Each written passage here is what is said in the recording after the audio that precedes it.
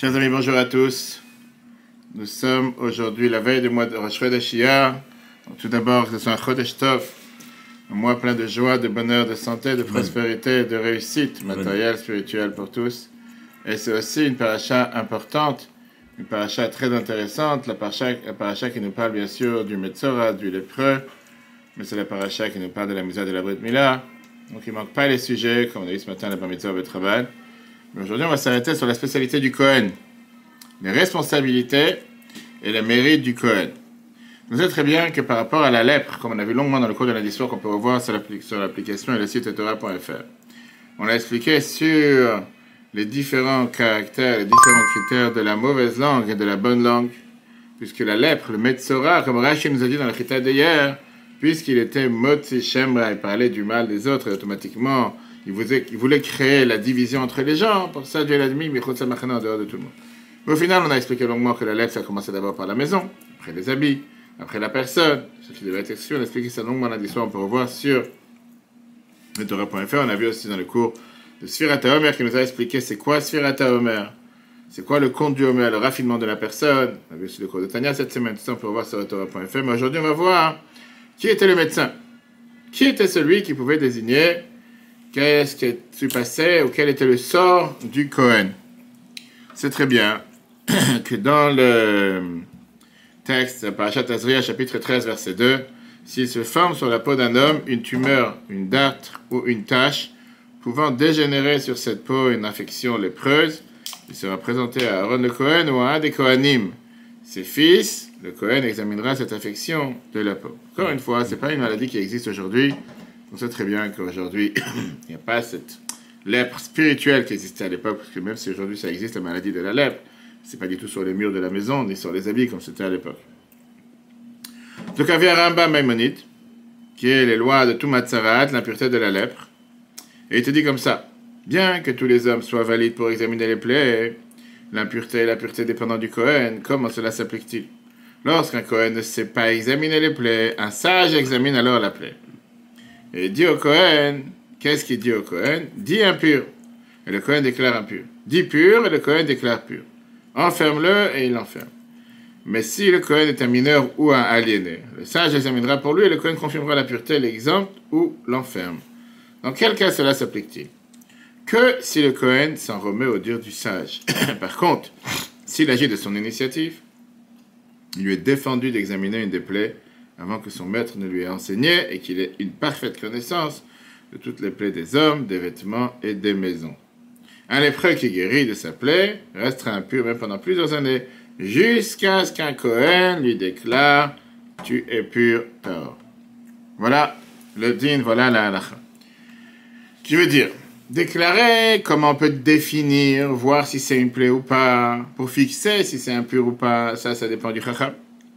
Comme c'est écrit dans Rambam, que c'est son maître qui devait venir et qui est professionnel en la matière et qui connaît les noms des plaies, de maisons, des hommes ou des habits. Le chacham, le sage, n'est pas obligé d'être un Kohen. Tout le monde est apte pour voir les plaies. Par contre, la deuxième condition qui est d'écrire ou au final déclarer la personne pure ou impure, ça c'est le Kohen qui doit le faire. C'est même quand le Kohen, le chacham, le sage, il est venu et il a dit que la personne, c'était une plaie impure. La personne n'est pas impure jusqu'à ce que le Kohen, il lui dise, tu es impur. Pareil pour le rendre pur. Une fois que l'homme ou l'habit en guérit de la plaie, il reste impur jusqu'à ce que le Kohen, il vient et lui dise, tu es pur. Ça veut dire que le Kohen, le dire du Kohen, c'est une condition préalable, une condition qui fait que tu ne peux pas fixer la pureté ou l'impureté de la personne, même quand le Kohen n'est pas capable de voir. Par exemple, il est petit ou il n'est pas forcément avec toute sa tête et qui s'appuie sur les paroles du Chacham. C'est le Chacham qui le voit, le sage, et qui dit au Kohen, dit que c'est pur, dit que c'est impur, et c'est comme ça que le Kohen devait agir. Alors, on a envie de te dire, il y a quelque chose qui n'est pas clair ici. Si, de toutes les façons, il faut s'appuyer sur le Chacham, sur la personne intelligente, le maître, et on ne peut pas se suffire du Kohen, qu'est-ce que j'ai besoin du Kohen ici? Le Chacham, il a qu'à dire, si le médecin, il vient, médecin spirituel, il vient et dit, la personne est pure, eh bien il est pur. Ça y est, l'histoire est classée, impur, il est impur. J'ai besoin qu'un Kohen, il vient pour dire, non, c'est pur ou impur. Qu'est-ce que j'ai besoin du Kohen? Deuxièmement, pourquoi la Torah, elle a fixé dans cet épisode dans l'impureté du tarat, l'impureté de la lèpre, que c'est le Kohen qui doit fixer si elle est pure ou elle est impure. Alors oui, tu vas me dire, c'est exact à Katour, comme on voit Rashi sur Tazri, elle te dit qu'il s'agit d'un décret du texte. Il n'y a pas de logique derrière, que quoi? Que selon lequel une affection ne peut être déclarée pure ou impure que par la bouche d'un Kohen. Mais c'est même, il faut comprendre. Comme Rambam lui-même te dit, regarde dans Ilchot Tumura, chapitre 4, verset 13, Halakha 13, bien que toutes les lois de la Torah soient des décrets, il convient d'y réfléchir et de donner des raisons à chaque fois que l'on peut trouver des raisons. Toutes ces règles ont pour fin de soumettre le mauvais penchant de l'homme et de corriger ses traits de caractère. Et la majorité des lois de la Torah ne sont que des résolutions prises dès longtemps par Dieu, les grands dans le dessein, afin de corriger les traits de caractère et redresser toutes les actions des hommes. Je veux dire, même si c'est vrai que c'est un chok, et un chok on ne comprend pas officiellement, on n'a pas d'explication, mais néanmoins, la Torah, elle n'est pas là pour dire les choses sans comprendre. Si elle te dit une chose, elle te dit que tu as besoin de comprendre, essayer de méditer, réfléchir, comment tu vas te rapprocher au service de Dieu, comment tu vas avoir plus de crainte de Dieu grâce à ça.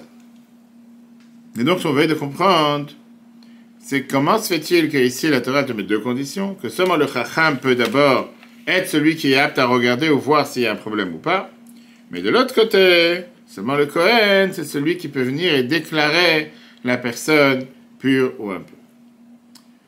Maintenant, la spécialité, elle est ici en deux. Pas seulement qu'il y a une spécialité du fait que le Kohen, il va venir pour purifier le Metzora, mais aussi pour le rendre impur.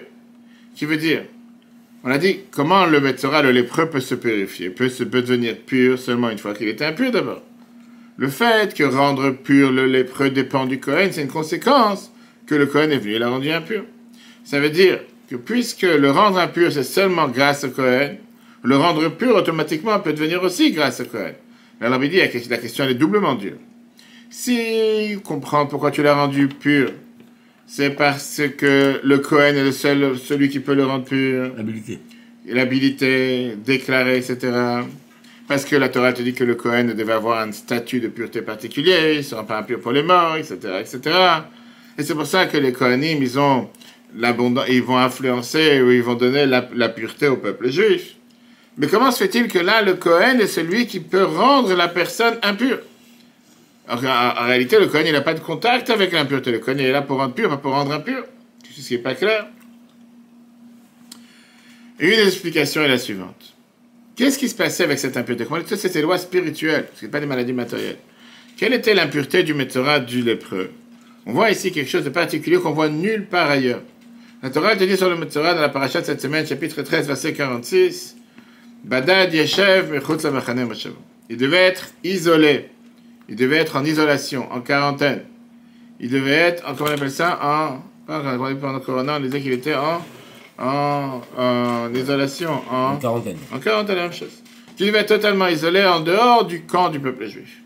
Il devait être envoyé en dehors des trois camps. Le camp de Lévi, le camp d'Israël, le camp des Kohanim, etc. Et même là-bas, il devait être assis en isolation. Isolation totale. En isolement, pardon. Totalement en isolement. C'est même là-bas, s'il y avait des autres lépreux, il ne peut pas jouer à la pétanque avec eux. Pas quand tu vas dans les cours de prison ici. Il devait être totalement isolé, il ne pouvait pas être avec qui que ce soit. C'est même, il devait être isolé par rapport aux autres personnes impures. Ou cachot. Je ne sais pas si c'est le cachot, le mitard, comment tu veux l'appeler, mais en tout cas, il était totalement isolé. Ça, c'est le sens de spirituel de la plaie du lépreux. C'était une impureté tellement grave que la personne devait être totalement excommuniée, excentrée de l'impureté. Comme s'il est totalement déconnecté du peuple juif. Vient la Torah, elle te dit. Qui a le droit ou qui peut fixer le sort d'une personne de le rendre dans un tel endroit? C'est pas juste l'application des peines, ce qu'on appelle le JAP. C'est pas le SPIP. C'était seulement le Kohen, il a le droit de trancher qu'un autre juif peut et doit être déconnecté du camp de la Gdusha. C'est un bel qui tranche, c'est le sage. Non, mais le sage, ça vaut rien ce qu'il dit si c'est pas le Kohen qui le dit. On va tout de suite voir pourquoi après ça. Ça, c'était la première question. Parce que le Kohen, par définition, son but c'est quoi? Comme on dit dans la bénédiction des Kohanim, le Varer est amo Israël be'ava. Il est là pour bénir le peuple juif avec amour. Le Kohen, par définition, c'est Isha Chesed, un homme de Chesed, qui bénit le peuple juif. Et avec amour, comme c'est très bien que c'est une des conditions préalables de Birkat Kohanim, qu'elle doit être faite avec amour, et si ça manque chez le Kohen, cette condition, c'est un danger pour lui. Comme le Kohen, c'est un Isha Chesed, un homme de bonté. La Torah s'appuie sur lui, que c'est seulement lui qui peut avoir la déclaration tranchée le sort d'une autre personne, qu'il soit totalement excentré et excommunié. On comprend aussi pourquoi quand la Torah elle te parle des Kohanim, elle te dit que Dieu les a choisis pour les servir et bénir le peuple juif au nom de Dieu. Et Al-Piem, et d'après leur bouche, il y aura n'importe quelle dispute ou n'importe quelle... On va trancher n'importe quelle situation. Et n'importe quelle plaie. En deux mots, la Torah te fait la corrélation entre les deux. Puisqu'ils ont la force de bénir, ils ont aussi la force de pouvoir déclarer si la personne elle a cette plaie ou pas. Bien sûr que ce que le Kohen va décider, ça doit être basé d'après la Torah. C'est pas que demain il se lève sur un coup de tête et dit telle personne elle est impure.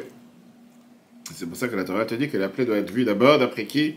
D'abord par le Chacham. Celui qui connaît, qui est un professionnel en la matière, qui peut détecter tout type de plaie. Et qui a entendu ça de son maître.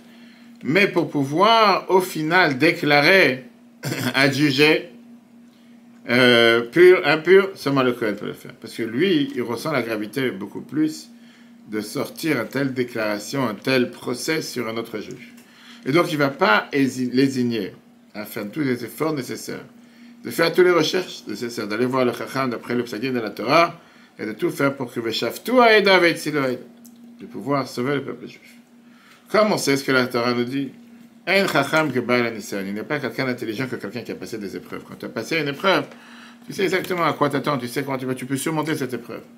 Et quand tu apprends un sujet, et de ça tu apprends un enseignement, comment se comporter dans la vie de tous les jours, mais tu sais que c'est quelque chose qui est des rames, c'est pas la même chose quand tu apprends la médecine dans les livres, et quand tu apprends la médecine sur un patient.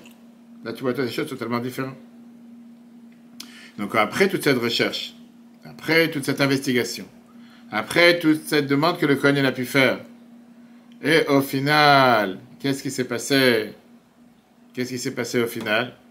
Au final, le Chacham, il est venu et il a décidé que la personne est impure. C'est clair que même si c'est quelqu'un qui était petit ou qui n'était pas âgé ou quoi que ce soit, ou qui n'était pas apte, mais qui se base d'après ce que le Chacham lui a dit, on sait qu'il a mis toutes ses forces pour qu'après ça, le Kohen, la personne impure, le lépreux, il va pouvoir être purifié. Regardons dans le texte. Les conséquences dramatiques pour la personne déclarée impure. Tant qu'il aura cette plaie sera impure, que cette plaie est impure, il demeurera isolé. Sa résidence sera hors du camp. Cette impureté est tellement grave qu'elle impose à l'homme impur de quitter entièrement le camp de la sainteté, comme s'il était déconnecté. Dieu nous en préserve du simple peuple juif. La Torah nous apprend que seul un Kohen aura le droit de déclarer qu'un autre juif sera détaché de la sainteté. Alors, bien la Torah, elle te dit, qu'est-ce qu'un Kohen? Pourquoi la Torah lui confère-t-elle un tel pouvoir? La Gemara te dit, c'est très simple, page 39a qu'on apprend en ce moment pendant la période du Homer. Quelle bénédiction le Kohen prononce-t-il avant de bénir le peuple juif, qui nous a sanctifiés par la sainteté d'Aaron, et nous a ordonné de bénir son peuple Israël avec amour? Viens le Shulchan Aruch. Dans le Siman 128, c'est un Kohen qui déteste la communauté, ou bien si la communauté le déteste, c'est un danger pour lui de bénir dans ces conditions. Et il sortira de la synagogue. C'est pour cela que les sages ont instauré le texte de la bénédiction, bénir son peuple Israël avec amour. Et là, on voit le rapport que la Torah te fait entre les deux. Les Kohanim, ce sont eux, l'Éternel, ton Dieu, qui a désigné pour les servir, pour bénir en son nom. Et c'est pour cela que c'est par eux que est jugé toute dispute et tout plaît. Alors, comme on a dit tout à l'heure, pourquoi le Kohen a besoin de passer par le dire du Chacham? Le Kohen juge-t-il par son instinct selon la halakha? Et si les Chacham, c'est Encore une fois, ça ne change pas. Tu peux pas, on dit que tu peux pas, le témoin ne peut pas être non plus un juge. Il est dans la halakha. Tu as besoin que quand il voit la plaie et que l'autre décide qu'est-ce qu'il est son sort. Comme on va tout de suite voir. Il est évident que le verdict du Kohen doit être basé exclusivement sur la Torah. Ce qui explique pourquoi l'auscultation de la plaie doit se faire par un sage habilité.